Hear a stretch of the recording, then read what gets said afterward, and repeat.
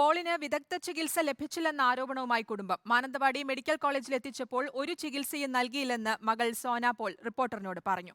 ആരോപണത്തിൽ ആരോഗ്യമന്ത്രി വിശദമായ റിപ്പോർട്ട് തേടി. പരാതിയുണ്ടെങ്കിൽ പരിശോധിക്കുമെന്ന് വനം മന്ത്രിയും പ്രതികരിച്ചു. കുറുവാദ്വീപിലെ സുരക്ഷാ ജീവനക്കാരനായ പോളിനെ രാവിലെ കാട്ടാൻ ആക്രമിച്ചിട്ടും ഉച്ചയ്ക്ക് ശേഷം മാത്രമാണ് കോഴിക്കോട് മെഡിക്കൽ കോളേജിലേക്ക് മാറ്റിയതെന്ന് കുടുംബം ആരോപിച്ചു.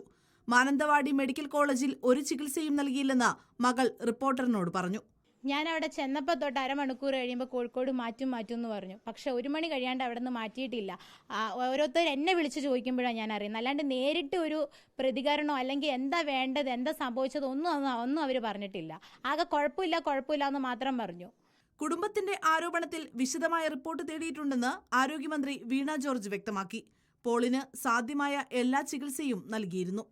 ഈ സംഭവമുണ്ടായി ആശുപത്രിയിൽ എത്തിച്ച ഉടൻ തന്നെ ഈ സാധ്യമായിട്ടുള്ള എല്ലാ ചികിത്സകളും ലഭ്യമാക്കുന്നതിന് വേണ്ടിയിട്ടുള്ള നിർദ്ദേശം നൽകിയിരുന്നു. അപ്പോൾ ഡോക്ടർമാരാണ് എന്താണ് ചെയ്യേണ്ടത് എന്നുള്ളത് പറയേണ്ടിയിരുന്നത്. അതിനുശേഷമാണ് കോഴിക്കോട് മെഡിക്കൽ കോളേജിലേക്ക് എത്തിച്ചത്. വളരെ നിർഭാഗ്യകരമായിട്ടുള്ള കാര്യമാണ്. ബാക്കി ഉള്ള കാര്യങ്ങൾ എന്തൊക്കെയാണ് എന്നുള്ളത് അതിന്റെ റിപ്പോർട്ടുകൾ വരട്ടെ.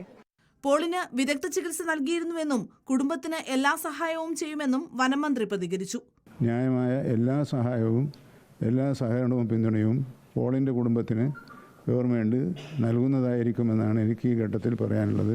വിവിധ ബ്യൂറോകൾക്കൊപ്പം ന്യൂസ് ഡെസ്ക് റിപ്പോർട്ടർ.